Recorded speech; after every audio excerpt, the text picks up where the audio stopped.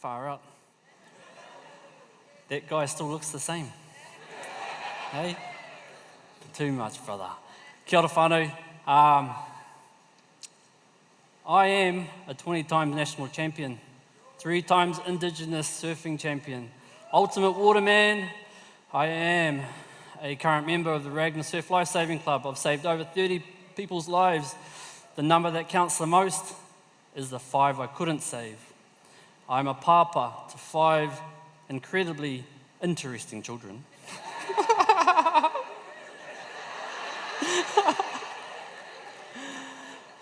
But I have a heart for the moana.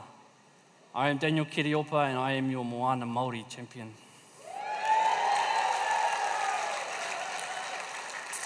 But it never used to be that glamorous. And it never started that easy. Growing up, my vision was different to everybody else because my heart was attached to the ocean. So when I saw people doing amazing things in the water, I couldn't understand what they were doing because my heart was saying something different. And it was because I looked up to people that spoke my language. Before that was Daniel Kereopa, one of my heroes. Now we have Brian Keolana. Here is a man that used a jet ski to help people out of big surf. He's a great surfer. As the photos start flicking through, you'll understand why I had a real connection to these people. They spoke a language about loving the water, how it made them feel. They talked about what was under the water, the fish they swam with, the stories that their papa and their mama would share to them. And that's why I felt like I wasn't from Aotearoa. My heart was already connected to my Hawaii. But as a young person, even at 10 years old, I couldn't share that. That was forbidden to share that kind of kōrero. So I held it in for a long time. Another man, Eri Aiko, great big wave surfer, amazing lifeguard. And again, when they speak, they talk of another person. They don't speak of the moana like it's just water. No, it has teachings for us. When the wind blows here, you go here. When the foam blows here, you go there. It's the intuition that I fell in love with as I was growing up as a young boy. Not, alone a lot. Because no one in my circles, my parents, my grandparents spoke the way I spoke. And that was from my heart. And it was very, very difficult to make friends. But I had one friend that would never leave my side for all my career of over 30 years. And to this day, still runs the way how my life is controlled. And that's Hini Moana and Tangaroa. They override everything that I do. And because of these amazing Hawaiian men, I actually thought I was Hawaiian. Because the common theme here about these men is they're brown. They sat at the top of the table when it came to big waves. They're brown, they had fuzzy hair, and they smiled a lot. And I was like, that is me. So with all those things in my mind, I was like, okay, it's time for you, bro, to prove your point of how good you are in the waters of Aotearoa. So I went searching. And I found a beautiful wave. Now, I might get in a little bit of trouble here, whānau, but this wave belongs to Ngāpuhi people. And every time I think about waves, I consider them as a woman essence. So when I look at this wave, I'm like, oh yes, she's beautiful. She's kind, she's got an intensity about her. But don't cross her. Hey, because when she hits you, she'll drive you deeper and deeper and deeper under the water, and you have no idea when she's going to let you up. Now, I hope I'm not really describing you, Ngāpuhi woman, but but anyway, I love you. Also, here's another wave that I chose to ride first. Now this is I'll just do it. This is our Rongo Wahine whānau, this one. Now this one's a bit of an older flavour, this wave. This is more of a karanga kind of thing going on here. And it's a calling that I get, hara mai DK ma, come get your ass kicked, hara mai. Hey, and what do? I'm there.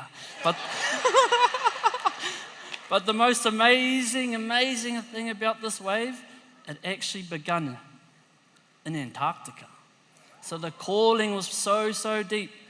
And for it to go from here to Waipaunamu, to another wave, to Rongo Wahine, to eventually this same wave heads all the way up to Tahiti. Now you know that's an old soul, that one. So I give you all my respect. Out of all the waves I've surfed in the world, this one actually broken my ass. But I love it for it. And obviously, I've got to talk about the one from home, okay?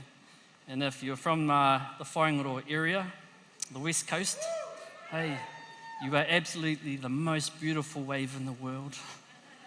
The lighting, the texture, has so much courage in there. But I'll tell you about our women. You cross them. It's not just a foot on your throat. It's both feet pushing and pushing and pushing. But what I love about this is when I go down into the depths of the water, it's the place where I find myself being safe.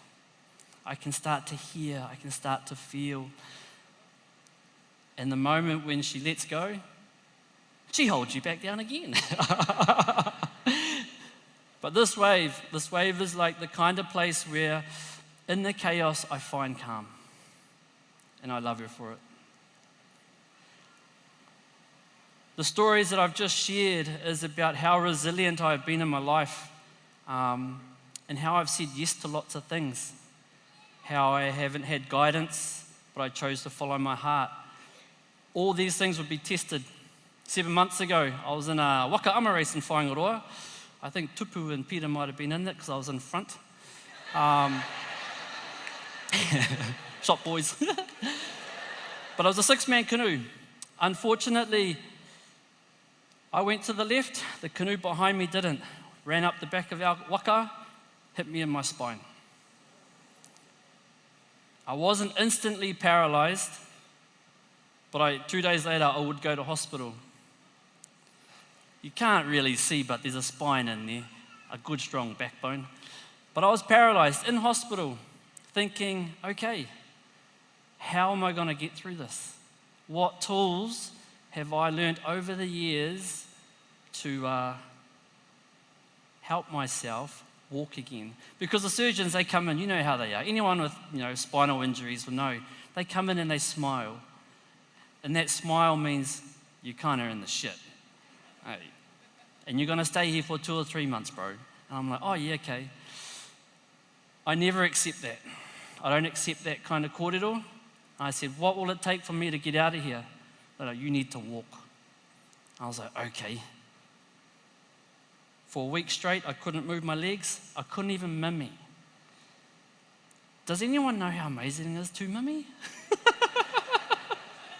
It was one of my milestones while I was in hospital. To mimmy on my own. And I was like, I'm walking out of here.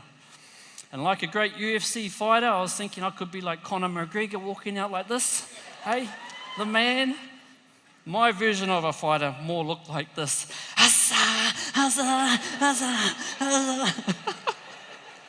But I made it out, and I made it out alive. But the work was really only about to begin because I had to go home. In my vision, while I was walking out of the hospital, I had my children, especially in mind. The way I've taught them how to interact with the ocean, how to see it in a view that a child sees it was the main thing why I walked out. And it was just because there are moments like what I'm going to show you, where my son, who was 1.5 at the time, I think, Mo, and then my daughter, Maile, 3, were surfing together. My son's nervous. He wriggles his bum backwards. And there's a little bump. While my daughter, Maile, is lying on my back, she's squeezing. The moment that changed my life right then is when she goes to me, as we're surfing this wave, "I love you, Papa." Everything doesn't matter unless you are with your whānau.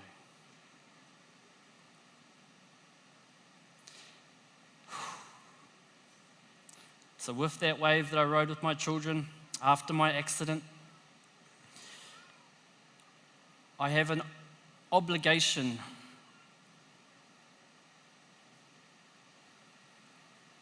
to thank this young man. This is little DK, off to school. I want to thank you, bro, for the journey that we've gone on. It wasn't easy. You were strapped at school for not understanding. You were shunned by people because you looked different. You had to endure racism.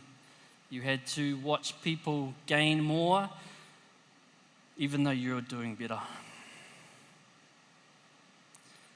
You had to understand why you were different. But I thank you, brother, because we've championed our life together. And I'm privileged to have my own children. I'm privileged because what I set in stone for you and for our children, brother, is the future. And the future relies on us speaking for the moana. I love you, brother, and there's more mahi to do. They're trying to take the moana away from us. But I made it, bro. I'm here. I'm here to fight for us. I'm the voice for the moana. Toi tū te tiriti, toi tū te moana. Haumie, huie, taikie.